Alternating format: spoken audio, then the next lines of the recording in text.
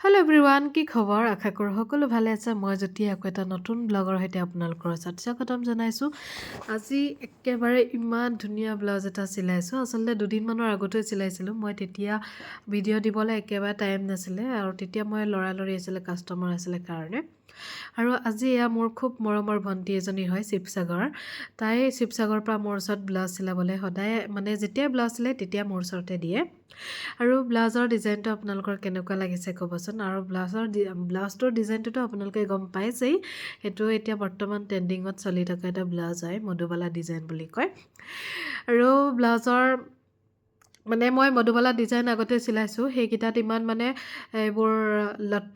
লটকন দিয়া নাছিলোঁ প্লাছ এনেকুৱা মণিগুটি দিয়া নাছিলোঁ আজি মণিগুটি দি একদম ধুনীয়াকৈ মই লেছ চেছ লগাই মেলি ব্লাউজটো চিলাইছোঁ আৰু কেনেকুৱা লাগিছে আপোনালোকে ক'বচোন আৰু প্লিজ যদি চাই ভাল লাগিছে মোৰ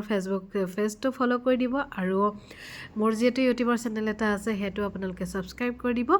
আৰু চাদৰখন কেনেকুৱা লাগিছে ক'বচোন চাদৰৰ দহিটো ইমান ধুনীয়া লাগিছে